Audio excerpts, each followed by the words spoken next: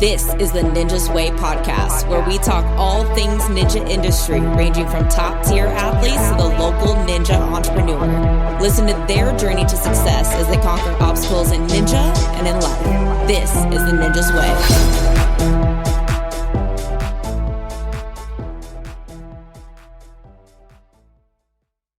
Welcome back, everybody, to the Ninja's Way podcast in the Ninja Network Facebook group. Today, I am on with our co-hosts, Jake and Bob Clark from the Ultimate Ninja Athlete Association. And so today, we're going to be talking about the upcoming Worlds event and some stuff about the ninja industry. So I'm going to start us off here. And Bob, why don't you explain what the Ultimate Ninja Athlete Association is to maybe some viewers who don't know or don't even know that competitive ninja exists? Yeah, UNAA, Ultimate Ninja Athlete Association, is a league, competition league for ninja athletes. So obviously, like the TV show, American Ninja Warrior, there's 400 plus gyms around the country and over 1,000 around the world or more, probably more than we know of. But basically, we set up this organization to have a competitive league. So for all those athletes wanting to compete in American Ninja Warrior from ages 6 to age 60, they have a place to compete, and we have qualifiers. So gyms throughout the world will host an area or regional qualifier, and that qualifies them to compete in our annual UNAA World Finals event. Awesome. And this is season 9, correct? Yeah. Oh, that's crazy that we're already in season 9. What about this year's event is going to be maybe different, or what should people expect out of season 9? I think season 9, it's been happening in the last couple of years, but it's going to be extended even more so this year, is just the young kids coming up. Allie, you were with us from the beginning with UNAA and part of us. And if you remember Caden Lebsack and some of these guys in our very first event, Allie was part of our very first event when we had 126 athletes. Oh, yeah. She helped me run that event, and it was hilarious because she was doing registration, and we thought it was a madhouse. We were scrambling and trying to organize it and get it going with 126. Was that the first World Finals or the first finals you had? It was the first finals we had in Albuquerque, New Mexico. And now in our gyms, area qualifier 100. Exactly. We had more at an area qualifier than we did at our finals. And Kate awesome. Lebsack was 11 years old at that event. And I remember we last minute, I think Allie even came up with this. We said, let's do a kids class. And then Allie said, I think a lot of kids would do this. Let's do a kids. So we did a kids thing. I think we had 12 kids participate. And Caden was one of them. He breezed through that course and begged me or his mom begged me to allow him to do the adult course. We didn't tell anybody this. Allie knows this, but he beat almost everybody on the adult course. He just did it for fun to see if he could do it. He completed the course and beat everybody at age 11. So we knew he was going to be a phenom, and here we are today. So what's amazing this year is going to be all those young kids are just going to blow the doors out this year. A lot of new ones coming up that just got into the pro course this year. So yeah, it's going to be even the good pros, even like Caden and some of those, are getting beat by younger kids that came up younger than him. So it's going to be interesting finals. It was very evident after that first year that it was like, wow, this is really just going to catch fire with the youth of ninja. And now we have a whole homegrown generation of ninjas that just make doing this just look completely effortless. I'm curious from a long-term standpoint, right? These kids are growing up into this sport and they're looking for more opportunity. This is now becoming more serious. Like, we got a world stage now. We have multiple leagues at a very high level. So what opportunity do you see for these younger athletes that are coming up, or maybe they want to become pros, to actually be able to make income off of ninja?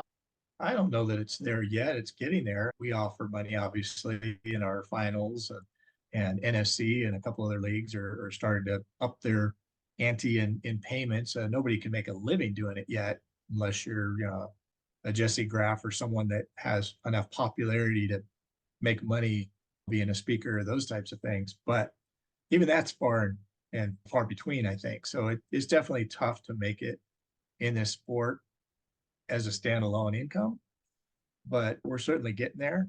I think big sponsorships are what's going to turn the corner on that kind of thing, kind of like CrossFit did. Yeah, I think with Ninja that personal brand is a big one. That's where they can start to build their a some type of income or build their personal brand around Ninja. And seeing that quite a bit more now too. But you might be hitting on this too, Allie. But one of the things for parents is like, what is an end game to doing Ninja for these kids? Because it is turning into that sport now. And what do you see besides becoming a professional athlete in Ninja?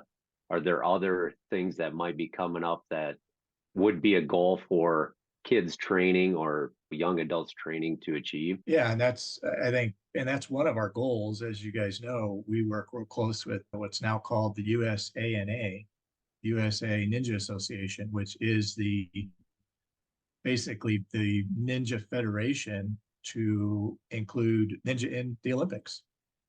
And That would be awesome. This World Obstacle got in LA 28. We're going to see an obstacle course, not standalone, but at least it'll be in the modern pentathlon. And that's a start. And we feel pretty strongly that's going to open up a wide gate to say, we need this in our Olympics as a standalone. So for 2032, we hope we have a full standalone Ninja obstacle course. And that will turn things around in this sport, and it'll open up avenues for colleges and other things to want to start setting up programs, which then sets up scholarship opportunities and again extends the opportunity for a potential real pro league. Which in really the grand scheme of things as a sport, like it has this like meteoric rise, because for a lot of other sports to even where this industry is really only like maybe 10 to 15 years old. And to even see an obstacle course get into the Olympics at this point, I feel like is pretty crazy. Yeah, it's a huge step. When I reached out, if you remember, for those of you who don't know, Allie's husband, Charlie, and I started UNAA together. And when we started it, our goal was always Olympics. We always looked at Olympics. But of course, the goal was to, again, have pros be able to make a living at it doing one day. But when we started it, that first year I started in 2015, I reached out to the IOC and said, how do we get into the Olympics? And they sent us to GAISF, which is the federation that manages the Olympics. And they said, send us $4,000 and send us your application. It's a 45-page application. I filled it out, sent it in. And before I sent my check in, they emailed me back and said, this looks interesting, but we have another company called World Obstacle that is also applying for obstacle sport. So instead of sending us $4,000, which you won't get the money back, and it's probably going to take you 12 to 15 years to get in, why don't you join with World Obstacle and see if you can work together? And so that's how we connected with World Obstacle and been working for the last 8-9 years to get into the Olympics for them. And it looks like in a few years we may be there. And they're going to be a part of this event that's upcoming in Anaheim as well. I know that there's a lot of moving pieces and different leagues. So why don't you just tell us like what actual opportunities happening at the Obstacle Expo in this upcoming event? Yeah, it's a five events going on. We have the UNAA World Series Finals, which you have to qualify for. And then there is the World Ninja Athlete Games. Again, for those who are in the top percentile of the World Ninja Athlete Games during the year, qualified and compete in that. And then our third event is called the Ultimate OCR 3K. And for those not familiar with OCR, it's obstacle course racing. Many of you have probably heard of Spartan racing or mud runs. We're a little different in that we're indoor. So it's indoor OCR. So I've related it lately to, if anybody of you have seen High Rocks or DecaFit. Those are the two new fitness crazes, functional fitness type events. And we're similar to that, but we're OCR. So we're indoor OCR. The other events would be FINA, that's Federation of International Ninja Athletics. They also have a big event going on that you had to qualify for. And then, as you mentioned, the USANA, which is the US national event. And that's a big course set up by ATS, which is the same company that sets up the American Ninja Warrior courses that are seen on TV. And so it's going to feel like you're running the course on TV because it's that big and that dynamic, but just no water, just air mats. But yeah, so those are the 5 big events going on. So close to 3,000 athletes will be there at this event. Yeah, that's crazy that it's all happening all of the same week. So is this what? This is going to be like a 3-day, a 5-day event? 5-day, Well, event. I've seen this conversation happening a lot in just like parent groups and things like that around what really is the differences, right? Because there's all these leagues and there's everybody's trying to still find their footing. So where do you feel like UNA is positioned uniquely different from other leagues that are out there? So I think the one difference of us is, and I keep going back to Charlie because he was a big advocate in this whole thing, but as we built our league, we realized that the one and done wasn't super popular. And we thought we want to be different. The TV show is one thing, but it is a TV show. And you fall in the water, you're done. That's it. But we thought as a sport, you don't get one strike in baseball, you don't get one down in football. That there's got to be more opportunities. We started working with a couple different gyms and other things, and we came up with a new rule, which was a 3-fail rule and also a point system. And I got a shout out to Sam San, who actually was the one that came up with point system 9 years ago. And I stole that from him. So I can't take credit for it. So between that and a couple other gyms around the country that helped us come up with a point system, Charlie and I put together this point system with the 3-fail rule. And we've never changed since then because it's worked really well. And some people still like the old one and done, which some leagues do. And some FINA's come out with some great rules and a really fun concept with 2 different speed and endurance things. So it's nice because you have a choice. Every league has a little bit something different. So we're competitors, but at the same time, you can go with the league that you like that might fit your athleticism best. Sure. Absolutely. And that's something that I've seen a lot of. Even WNL went towards adding like tech courses and like these additional pieces. Do you see UNAA having additional type of courses, or do you think that the setup that you guys currently have of the 3-fail rule and just the one course, do you think you're going to stick with that, or do you see yourself branching out into these other speed endurance type things? Yeah, I don't see that because, again, I think the unique thing is that we're different. If we do those things, we're just doing the same thing they're doing. We try not to do that. We try and be unique and be our own organization. FINA has their really cool rules and options, and so does WNL. And we respect those. So we don't want to try and take those ideas and work with it ourselves. We come up with our own. We came up with World Ninja Athlete Games, and that's a unique event in itself. So that's one big focus. And to touch on that a little bit, that event came about because of Olympics, because World Obstacle, if you remember back when Charlie and I were doing this, the first thing he told us was, you guys have to have 75 countries doing your sport before Olympics even glances at you. Wow. So I thought, okay, how do we go about that? So I thought we got to come up with an event that countries all over the world could participate in. And what I found out was a lot of countries don't have these elaborate ninja gyms. You look at, by the way, Jake, you need to get outside of US, start building more Conquer Ninja gyms around the world, because there's a lot of real basic gyms around the world. And all they have is rings and maybe a cliffhanger. They don't have a lot of complex obstacles. So I literally did a survey and said, what obstacles do you guys have? And from China to France to Germany to Romania, all these sent us kind of these basic obstacles they had. So that's how we put together World Ninja Athlete Game, was we use those basic obstacles that everybody has and said, okay, let's create an event that everybody can participate in. And like I said, we've gotten as high as 28 countries participating in this event, which helps to grow to that ultimate 75 number we need to get to. How many do you think estimated you got coming to the World Finals, like people coming from different countries right So now? Yeah, we do. We have 21 countries represented this year. Awesome. Yeah, so that's pretty good. And it was a big deal because we added quite a few this year, because this year we had company called an organization called the European Championships.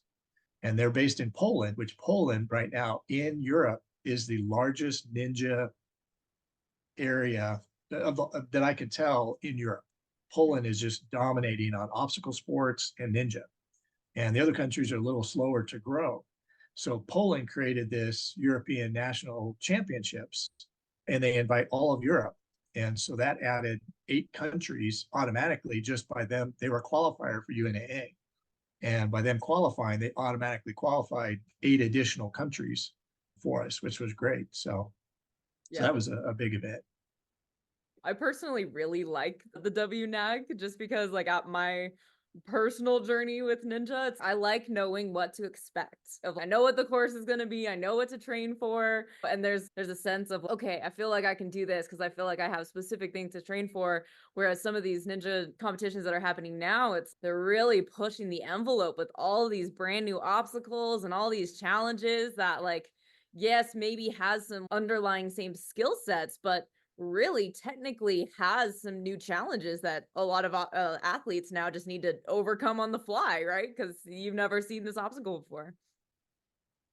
Yeah, that definitely makes it hard. That's one of the things I thought of is as the sport grows. So with the World Finals, like to qualify to get to the UNAA World Finals, you're qualifying at one of your local gyms or a gym around wherever you might live or your region. So that from scaling it, it's going to be a little easier to get more and more athletes. But seeing the WNL and now coming into the UNA finals, a lot of the parents, and they're the ones that are speaking up the most because it's their kids competing. I don't think they understand how hard it is to scale a world finals when you're adding more and more athletes every year. Because me as a gym builder, I get it. I show up and okay, you got 5 courses, whatever it is. Like that's a lot of work. And it's never going to be enough for parents. They want 25 courses, but how do you see scaling up as the sport grows? Because now it started off as more entertainment, but now it's the actual sport, and people are like you talked about earlier. We're seeing the first generation of full-on ninjas, and they're just blowing things out of the water in regards to doing these new obstacles and whatnot. But do you have thoughts on like how you're going to continue to scale up year over year in regards to having one big final event when you continue to add more ninjas? One thing I've always done is I talk a lot about CrossFit because I follow them pretty closely. I wish we could have scaled like they did, but we actually, in our first 5 years, our first 4 years, matches, if you look back at the CrossFit history, CrossFit history, they started, their first event was 117 athletes. So about the same event in their first CrossFit Games as we had in our first event. And the second event was 200 or 300 people, third event, 400 or 500, and it grew. And by the time we hit 400, our 4th year, we were both at about 1,000. Now, of course, they were 7, 8 years ahead of us. But in their 4th year compared to our 4th year was about 1,000 athletes. Then in their 5th year, somehow they got Reebok to sponsor them, and they sponsored them for $22 million. And then it exploded. They went from 1,000, or I can't remember, they had maybe 10,000 or 8 or 10,000 in their organization. They went from that to 100,000 in 1 year. And what they did is they reversed it and decided, okay, we're going to do all the competitions out. They make all their money on the outside on qualifiers. The Open, if you're familiar with CrossFit, they have the Open. And the Open event, I've done them. Yeah. Oh, I do really? I've never done an Open. It's insane. But yeah, they're all over the world. There's thousands of them around the world. So I see us hopefully one day scaling to that level where we have thousands of opportunity to compete, but yet at some point, like you said, you have to scale it at some point where you also have to scale back and qualify less people.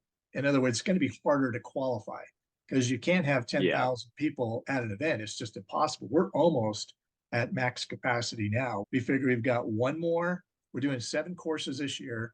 Next year, we'll do 8.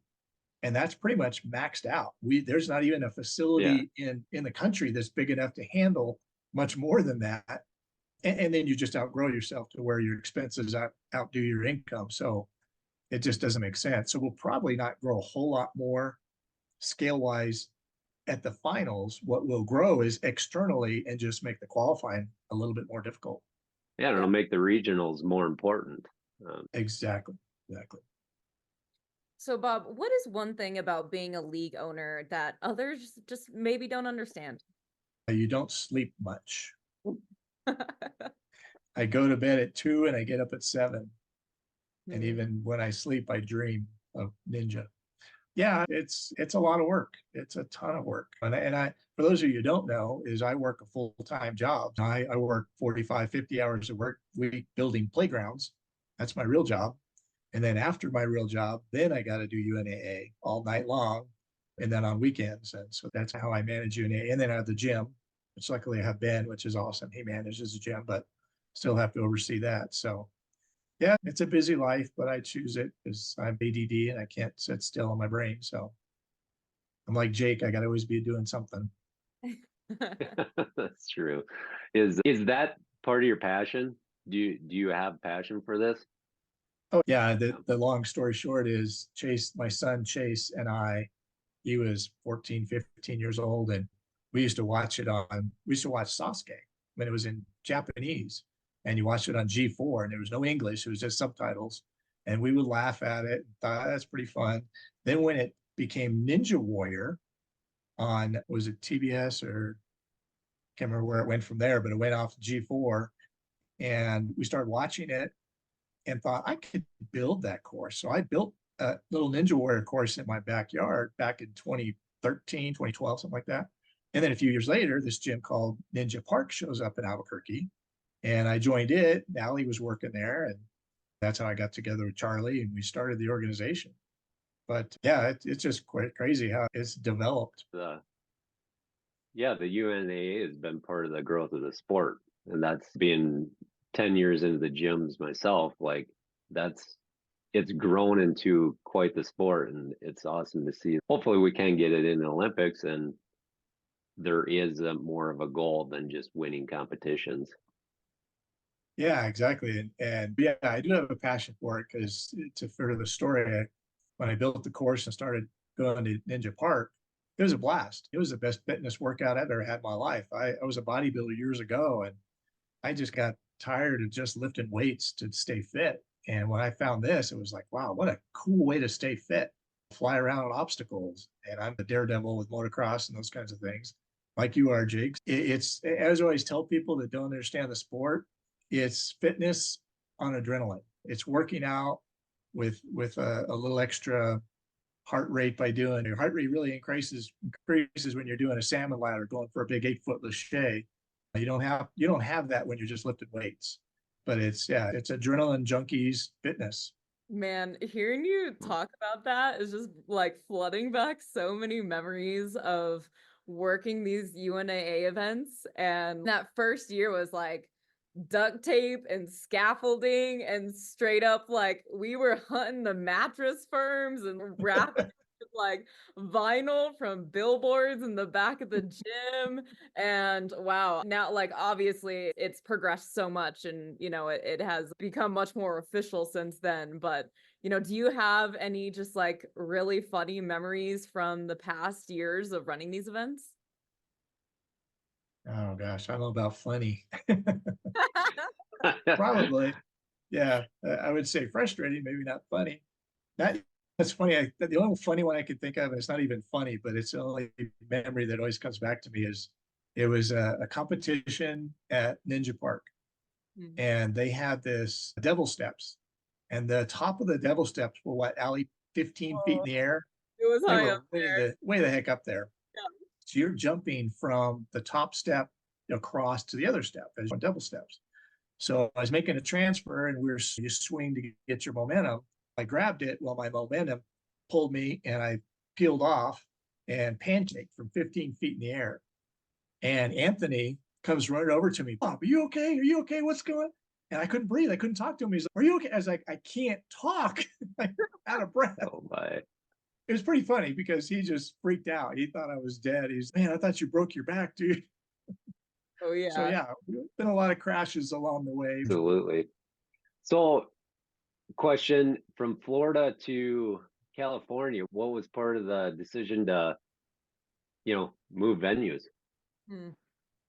Because you were our season 4 host gym in Minnesota. So we just like jumping around the country. We like giving everybody an opportunity in different parts of the country. And we started in Albuquerque, which is mine and Allie's home city. And from there, we went to Dallas. And then from there, we came back to Albuquerque. And then we went to Minnesota That in was year 4. Minnesota, yeah. Yep, your event. And then we went to, where did we go? 5. We Oh, were Vegas. No. Oh, 5. 5 was during COVID. We didn't have a 5. It canceled all the way through, kept canceling, and we just could never have it. So we skipped 5. 5 and 6 were combined, and we went to Vegas. Yeah. And then went to Vegas again in year 7. And then 8 was in Florida, 9 in Anaheim. And now, who knows where we'll be? I know where we'll be, but I'm not going to tell you till the finals. Yeah. Oh, we're not gonna get a special sneak peek leak. A special treat yet. Well, we gotta get through this finals yet. Exactly.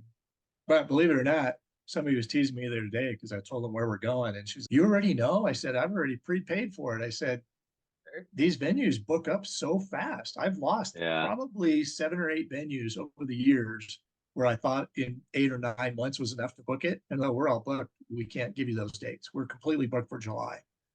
So July is just a popular month for these venues. So you don't book out more than a year ahead, you won't get it. Yeah. Yeah, So and this isn't just like a area or a regional qualifier where you just need a bigger gym. This is like a massive venue. Exactly. Yeah, this one in Anaheim's 150,000 square feet. So it's massive. Yeah. Perspective, what's a football field? Is it bigger than a football field area? Probably. It is. A football field is 98,000 square feet. Oh, So geez, yeah. This is half as big, half as much bigger than a football field. Yeah, 1.5 times as big. These are big venues, a lot of people, a lot of ninja setup. Yeah. A lot of time and energy. Definitely. So I have a particular topic I'm curious to pick your brain about. So earlier this year, the FTC came out and made a ruling that non-compete clauses are ruled as predatory and unethical for both businesses and employers alike. And so there has been this long-term clash, as I'm sure a lot of the ninja industry knows. But for those who don't know, of certain leagues have had non-compete clauses in their contracts with their gyms. So if you're a particular gym, you've always had to make a choice, right? Of you're either in one camp or you're the other. And with this ruling that came out this past April, I feel like that kind of really shakes some things up. So I'm curious as to how do you see it affecting the industry? Do you think it's good? Do you think it's bad? What are your thoughts? I won't get specific, but we are not that league. We welcome, as obvious, we've invited FINA and U.S. Nationals to be part of our event. We are wide open to gyms having the opportunity to use as many leagues as they want. It's their gym. They should be able to do whatever they want. There should be no restrictions. So that's all I have to say about that. Sure. And you're a gym owner, multiple gym owners. So what are your thoughts? Yeah, and that was something that came up looking at these leagues and the progression of ninja into the real sport. And as it does that early on, even American Ninja Warrior was like resisting all this other gym stuff. We even got a non-compete from A&W. That was way right at the beginning. But it's almost like now they're like, hey, gyms, keep promoting the show. They send us stuff. Hey, promote it, promote it. Hey, remember when you didn't like us? But anyway, as the sport grows, as a gym owner, we can play the game with that because we have multiple gyms. So we could have different businesses per se. Like Bob said, some leagues are trying to enforce that, and UNAA does not. They just are open to gyms being qualifiers. And now there's other leagues popping up. Conquer, we have our own inner league because we have multiple locations, so it's a little easier for us. But the growth of the sport, like these bigger leagues, I feel like they should take into consideration or understand, don't hinder gyms, because the gyms, everybody needs the gyms to continue to supply these ninjas.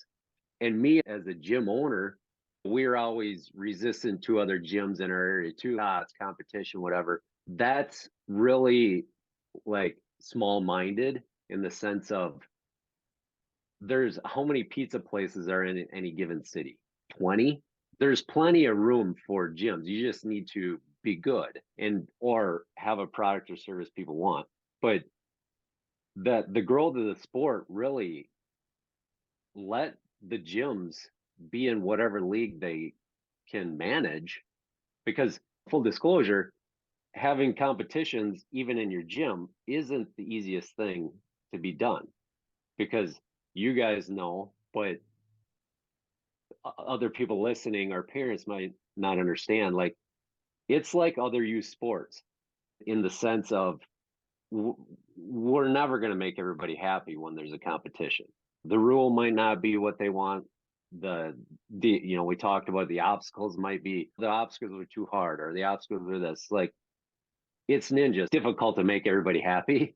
But from a gym perspective, to answer that question, the bigger leagues, I feel, should be open to inviting as many gyms as they can to allow, for a qualifier, even to allow as many athletes to qualify as possible. Because in the Southwest, like down in the Arizona area, there's Conquer and like one other gym that have these competitions. So if people don't qualify at our Conquer or one of our Conquers or one of the other gym, they got to travel out of state because we can't have a certain competition. So it makes it more difficult for families to manage the travel and expenses. So that'd be my take on it. They should allow these bigger ones, if they want to really grow the sport and grow their brand. I would allow more gyms to do it. Jake, little secret, well, not secret to you, but secret to everybody else. Jake was the first one to kind of buck the system in a way. He found a loophole because we were begging them to be UNAA, and he kept saying, we already are the other league. And I said, is there some way around it? And he's, yeah, we've got multiple gyms. We'll do one of these leagues at this gym and one at the other. You were the first one that did that. And now we've got several gyms around the country that do the same. But you're the first one that kind of stood up and said, I'm going to do this. This is the way we're going to do it. There's no restriction that says my other gym can't do it just because we're associated. And you did. And I don't know if they pushed back on you or not, but you got away with it. Oh, yeah. I don't recall a ton of major pushback, because I think they might have noticed that too. But that goes to the point of you getting to where you're at now with building that league. The same thing with my gyms. And that wasn't all me. That's me and my team. So it's having that support system behind you to be like, hey, let's think outside the box here. And how are we going to continue to grow the sport? Clearly, we're a business too, but it's really the team that were like, hey, what if we tried this? To answer your question, Ali, I'm not sure how that other league will handle that ruling.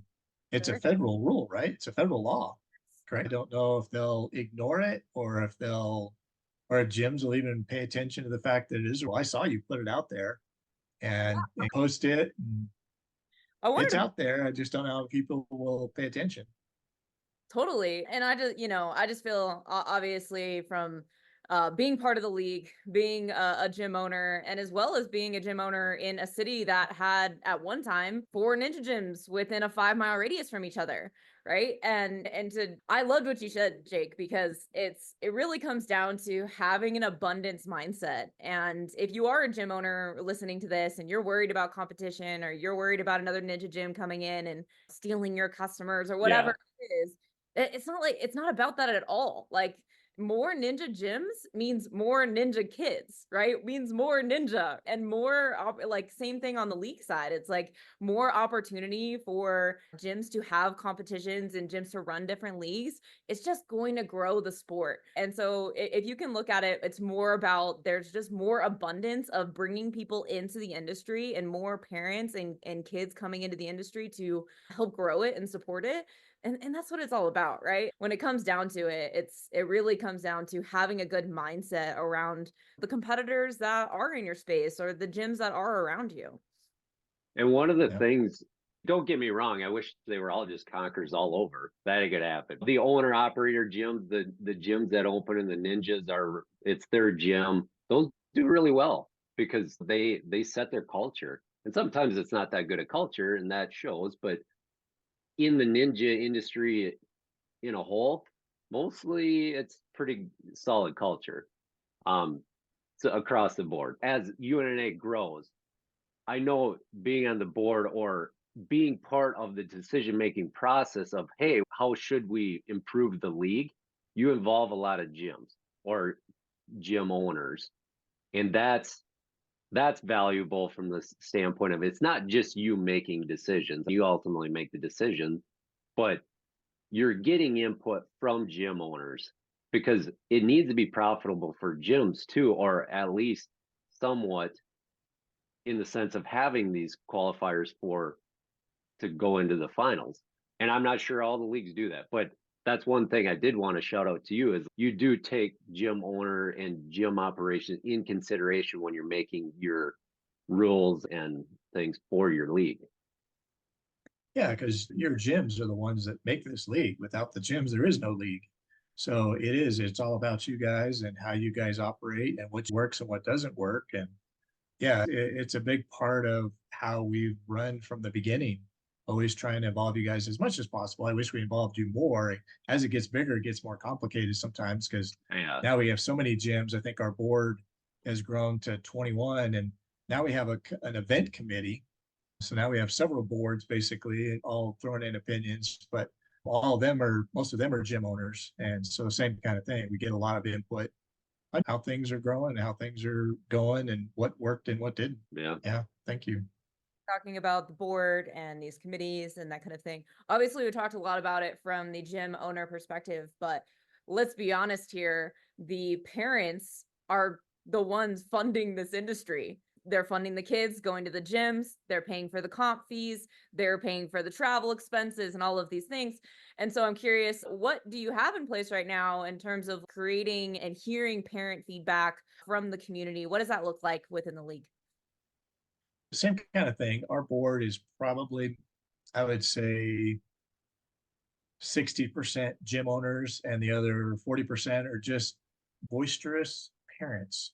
And as me, when I hear a boisterous parent, the first thing I ask them is, okay, you called and you emailed 5-page email about your complaints about UNA.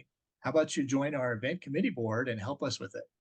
And some of them bailed out, and some of them actually, I called them out on the table and they stepped up and said, okay, yeah, I'll help you out. And there's several of those still on the board that were the number one complainers, yet now there are on our event committee helping us to grow. And now they're getting a first feel of what it's like to hear other parents complain and how to manage it. And yeah, I don't ever complain to me because I'll call you out. I'll make you put you on my committee board. And that's what people need to understand is you're trying to improve it.